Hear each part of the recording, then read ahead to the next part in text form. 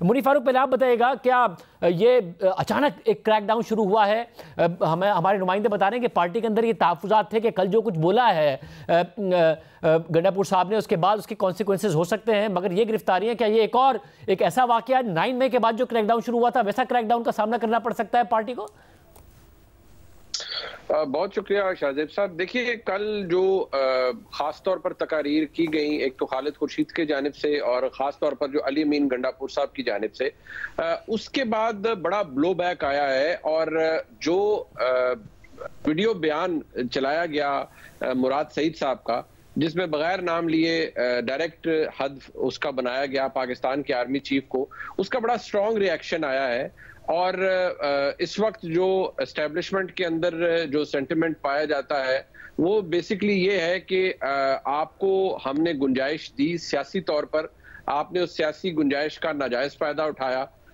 और अब जिस तरीके से कानून अपना रास्ता लेगा वो सबको नजर आएगा। ये जो हो रहा है शाहजेब साहब, ये कल रात को ही काफी ज्यादा प्रिडिक्ट किया जा रहा था कि अब ऐसे ही होगा। पहले भी जब कोई क्रैकडाउन होता है तो इसी तरह ही होता है, गिरफ्तारियां होती हैं, कोई इतनी बड़ी बात नहीं है। ठीक है, जलसे लेट हो जाते हैं, जलसों में लेट लोग फारिग होते हैं, कोई ऐसी बात नहीं है कि कोई किसी ने किसी का कत्ल कर दिया हो। लेकिन जो जबान इस्तेमाल की गई, मेरे ख्याल में ये रिएक्शन उसी का आउटकम है। लेकिन ताज्जुब की बात यह है कि इसके अंदर तो कुछ ऐसे लोगों को भी गिरफ्तार किया गया है जिनकी तकारीर के अंदर कोई ऐसी काबिल एतराज बात नहीं थी, सियासी बातें जरूर थी। लेकिन जिस तरह गौहर खान साहब को भी गिरफ्तार किया गया है, तो बेशक सामने तो वो कानून रखा जाएगा कि आपके ऊपर पाबंदी थी कि आप इस इज्तिमा को टाइम पर खत्म करेंगे, आपने नहीं किया, लिहाजा आपने कानून को वायलेट किया। लेकिन जो इसके पीछे जो ट्रिगर है असल, वो बेसिकली वो नफरत है जो कि कल अली अमीन गंडापुर साहब ने खास तौर पर पाकिस्तान के आर्मी चीफ को, फौज को एड्रेस करके कही, फिर DGISPR को एड्रेस करके जो उन्होंने कहा, उसका बड़ा स्ट्रॉन्ग रिएक्शन आया है। और जो ज्यादा बात तकलीफ दे है वो कुछ इस तरह से नजर आ रही है कि शायद ये बहुत सारी चीजों को एक्सपेडाइट कर देगा। बहुत सारे मामलात ऐसे हैं जो कि शायद बड़ी जल्दबाजी में अब आपको होते हुए नजर आए, जो कि शायद तहरीक इंसाफ के लिए, मुल्क के सियासी निजाम के लिए अच्छे नहीं है। उससे मजीद अनसर्टेनिटी भी बढ़ेगी और जो पॉलिटिकल टेम्परेचर है वो बजाय इसके कि कम हो, मुझे नहीं लगता कि वो कम होगा, बल्कि वो शायद और ज्यादा हो जाए। शहजाद, कल जब ज़ाहिर जलसा हुआ, आपका शो था, आप उसको तफसील से कवर भी कर रहे थे, तहरीक इंसाफ के रहनुमाओं के साथ कांटेक्ट में होंगे, कल असद कैसर साहब आपके प्रोग्राम में भी मौजूद थे। क्या ये तवक्को कर रही थी तहरीक इंसाफ के जो कर गए गंडापुर साहब, उसके कॉन्सिक्वेंसेज अब पार्टी को भुगतने पड़ेंगे, या ओवर रिएक्शन है ये जितनी तेजी से गिरफ्तारियां हुई हैं? ज़ाहिर बैरिस्टर गौहर तो एक सेन वॉइस समझे जाते हैं, जैसा मुनीब ने कहा, बहुत सारे ऐसे लोग जिन्होंने पॉलिटिकल बात की थी वो भी गिरफ्तार हो गए। देखें, बहुत शुक्रिया शाहजेब, आपने शुरू में कहा कि जो सियासी एक्टिविटी थी, कल जलसा था PTI का, उसका फायदा उनको पहुंचेगा या उनको नुकसान होगा। फायदा तो हर लिहाज से उनको पहुंचना चाहिए था, क्योंकि इस्लामाबाद में वो कई मरतबा अटेम्प्ट कर चुके हैं जलसा करने की, कभी NOC नहीं मिलता था। जब NOC मिला, जलसा करने जा रहे थे, तो फिर हुकूमत की तरफ से, एस्टैब्लिशमेंट की तरफ से कहा गया कि जलसा मौखर करें, जिसका बड़ा एक बैकलैश आया पार्टी में उस वक्त, जिसका इजहार खुद इमरान खान भी कर चुके हैं सहाफियों के सामने अडियाला जेल में। लेकिन फिर कल एक अपॉर्चुनिटी थी जहां पे उन्होंने तमाम तर रुकावटों के बावजूद, हम इस्लामाबाद में रहते हैं, हमें पता है इस्लामाबाद में जो जलसा था, जलसा गाह जो थी वो तकरीबन यहाँ से 25 किलोमीटर दूर है, लेकिन इस्लामाबाद में जगह जगह जो है कंटेनर लगाए हुए थे। तो जो शहरी थे उनको भी परेशानियां हो रही थी, और शहरी जो है इस तनकीद हुकूमत पे कर रहे थे कि जब इतना दूर जलसा हो रहा है तो यहाँ पे क्यों शहरियों को परेशान किया जा रहा है। तो पता नहीं क्या फेयर था, क्योंकि जब भी हुकूमत कोई फैसला करती है इस तरीके का, आपको कैपेसिटी देखनी चाहिए, आपको इरादा देखना चाहिए। और कल हमें पता था कि तहरीक इंसाफ की कैपेसिटी ये नहीं है कि वो ब्लू एरिया पे आ जाए या रेड जोन में आ जाए, या वो माजी में इमरान खान जब कहते थे कि D चौक पहुंचो, इस तरह के बयान कल हमें एटलीस्ट नहीं नजर आ रहे थे। तो एक सियासी एक्टिविटी करके, एक सियासी मजमा इकट्ठा करके वो अपने लिए बड़ी स्पेस गेन कर सकते थे, जो उन्होंने की भी, एक साइजेबल क्राउड उन्होंने इकट्ठा कर लिया। लेकिन जो तकारीर कल वहां पे की गई, और बिलखसूस अली अमीन गंडापुर साहब की जो तकरीर थी, जिसमें उन्होंने वायलेंस का जिक्र किया कि हम खुद इमरान खान को छुड़वा लेंगे अगर कानूनी तौर पे 2 हफ्ते में उनको रिहा नहीं किया जाता, हम पंजाब जाएंगे और ऐसी की तैसी कर देंगे। जो लबो लहजा, जो धमकी आमेज लहजे में वो बात कर रहे थे, उसने बहुत हद तक जो है काम खराब किया है तहरीक इंसाफ के लिए। कल मुनीब मेरे शो पे था, मैं उनसे यही सवाल कर रहा था कि अब आपको लगता है कि इससे फायदा होगा या सियासी कॉस्ट पे करनी पड़ेगी तहरीक इंसाफ को? अब वो कॉस्ट आपको नजर भी आ रही है। अली अमीन गंडापुर ने ना सिर्फ फौज के हवाले से बात की, जो देखिए एक तनकीद होती है ना शाज़ेब, जो आप और हम बैठ के यहाँ पे करते हैं, एक असूली बात है, एक आईनी बात है कि हर इदारे को इंक्लूडिंग फौज अपने दायरे कार में रहे, सियासत में ना दखल अंदाजी करें। ये बात करने पे कोई हर्ज नहीं है, लेकिन जब आप उससे आगे जाके एक धमकी आमेज लहजे में बात करते हैं कि नहीं, अगर तुमने अपना इदारा ठीक नहीं किया तो मैं तुम्हारा इदारा ठीक करूंगा, तो फिर उसके रिपरकशंस होते हैं जो आज हम देख रहे हैं। मतलब ये एक बड़ी अहम बात है कि ये फिर सस्टेन भी कर पाएगा या नहीं कर पाएगा। इस वक्त एक बड़ी दिलचस्प सूरत हाल है मुनीब के, बाकायदा तौर पर खुद गंडापुर साहब कहते हैं कि मेरा ही राब्ता था और बड़ी आला सतह पर ये राब्ता हुआ होगा क्योंकि मैं चीफ मिनिस्टर हूँ, वो कह चुके हैं ये। अब इमरान खान साहब भी आज मान रहे हैं कि एस्टैब्लिशमेंट ने मुझे पैगाम भेजा था, तो एक कम से कम राब्ता बहाल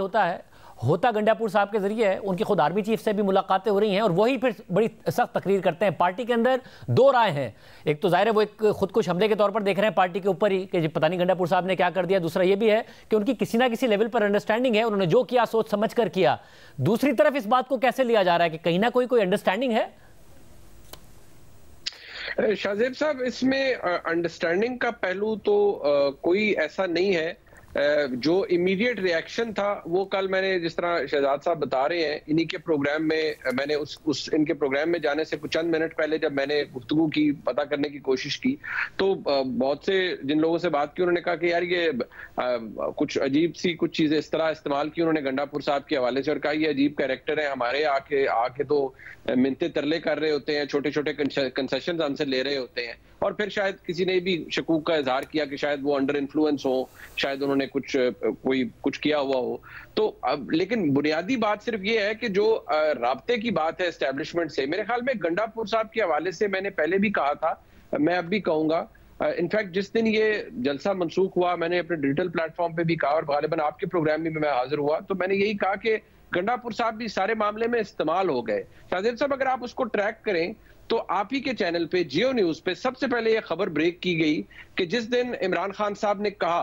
कि जनरल फैज हमीद का ओपन ट्रायल होना चाहिए, तो विद इन मिनट्स उसके ऊपर रिएक्शन आया। जियो न्यूज ने इसे नशर किया कि सिक्योरिटी जराये का ये रिएक्शन है और ये उस जलसा मुलतवी होने से कोई एक दिन पहले की बात है या मैक्सिमम 2 दिन पहले की। तो मेरे ख्याल में बड़ा ही कोई बचगाना अप्रोच थी पूरी तहरीक इंसाफ बशमूल जनाब गंडापुर साहब के और इमरान खान साहब के, कि आपको एक वाज़ेह पैगाम मिल रहा है। कम से कम गंडापुर साहब तो बाहर है, उन्हें तो पता था कि एस्टैब्लिशमेंट का ये पैगाम है कि भाई आप कहते हैं ओपन ट्रायल, हम डिसाइड करेंगे कि हमने ट्रायल क्या करना है। हाँ, अलबत्ता आपका ट्रायल हम ओपन करेंगे और दुनिया को बताएंगे कि आप क्या करते या करवाते रहे। अब एक दिन में शाहजेब साहब कुछ ऐसा नहीं था जो तब्दील हो गया। और आप यकीन मानिए जो पूरी एक्सरसाइज की गई, मैंने उस दिन भी अर्ज किया था, चंद बड़े जिम्मेदार सिविल अफसरान ने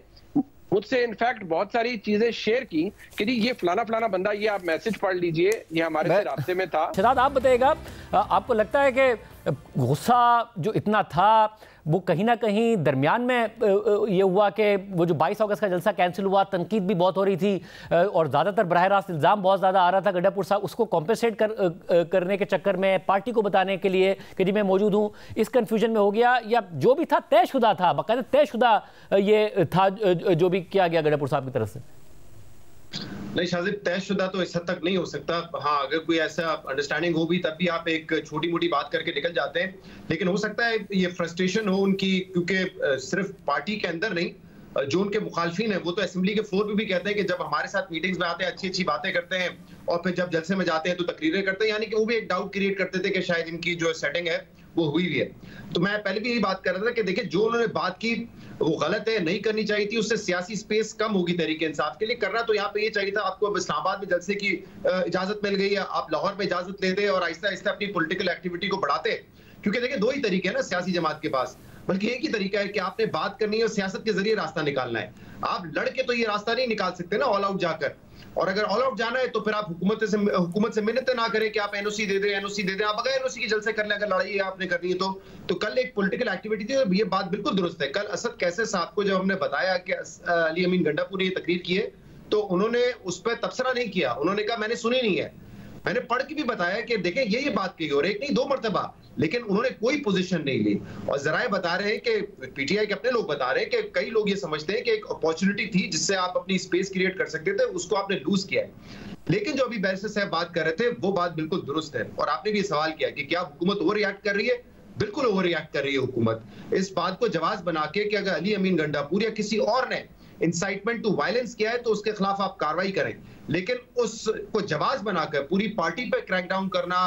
बैरिस्टर गौर को गिरफ्तार करना, शेर मरवत को गिरफ्तार करना, दीगर रहनुमाओं को गिरफ्तार करना, इसका वाकई कोई जवाब नहीं है। और इससे एक तो देखें नुकसान तो उल्टा होगा ही, बोल का ही हो रहा है ना, अगर तमाम सियासी जमातें इस माहौल में हैं। लेकिन आप ये भी सोचें ना, फिर अगर आप मजीद इनको पुश करेंगे तो जो हॉक्स हैं फिर वो सामने आएंगे तरीके इंसाफ के, फिर हमारे तरीके का ठीक है, क्योंकि जो तुम में से डिसेंट तकरीर करता है, जिसका लबो लहजा ठीक होता है, जब उसको भी गिरफ्तार होना है तो बेहतर ये है कि तकरीर करके गिरफ्तार हो जाओ। तो ये हुकूमत जो इस वक्त कर रही है, और इसकी आड़ में कि जलसा 7 बजे नहीं खत्म हुआ। शाहजेब आपने, मैंने मुनीर में मुतादिद जलसे कवर किए हैं, आज तक कोई ऐसी डेडलाइन नहीं होती कि 7 बजे लाइटें बंद हो जाएंगी, फलाना हो जाएगा, इसके बाद आप नहीं कर सकते। रूट्स बंद किए हुए थे आपने, आप उनको जलसा करने देते, जलसा करके अगर वो बैठ जाते, आप भी तनकीद करते हैं, हम भी तनकीद कर रहे होते कि धरने की बात तो नहीं भी थी, लेकिन अगर एक आध घंटा ऊपर नीचे हो गया, जो कि हो जाता है जलसों में, और वो भी हुकूमत उसकी एक वजह हुकूमत भी है ना उसकी, जब आप इतनी बंदिशें लगा देंगे, इतनी रुकावटें क्रिएट करेंगे, तो उसको जवाब बना करके आप अब गौहर साहब को भी गिरफ्तार कर लें, फला को भी कर दें, और इसमें इसके बाद आप एक ऐसा माहौल क्रिएट करेंगे जैसे 9 मई के बाद हुआ था। तो मेरे ख्याल से इससे तो हुकूमत का भी लॉन्ग टर्म में नुकसान होगा, शायद वक्ती तौर पर कोई फायदा हो जाए। बहुत शुक्रिया नाज़रीन, आपने तज़िया सुना है। ये बड़ी अहम बात है कि इस एक तकरीर को बुनियाद बनाकर एक पूरी जमात पर क्रैक डाउन करना, ऐसे रहनुमा जिन्होंने कोई ऐसी इश्तियालंगेज़ बात भी नहीं की है, फिर कानूनी मामलात को इस्तेमाल करना, हालांकि हुकूमत ने खुद यकीनी बनाया कि इतनी रुकावटें डाली गई कि उससे जलसा भी लेट हुआ, पासदारी नहीं हुई, तो कानून का इस तरीके से इस्तेमाल किया जाए कि एक पूरी जमात पर एक दफ़ा फिर एक क्रैक डाउन शुरू किया जाए, ये हरगिज़ तौर पर नहीं होना चाहिए। ना ही ये 9 मई के बाद इसका कोई फ़ायदा हुआ, जिस तरीके से उन मामलात को सियासी मकासद के लिए इस्तेमाल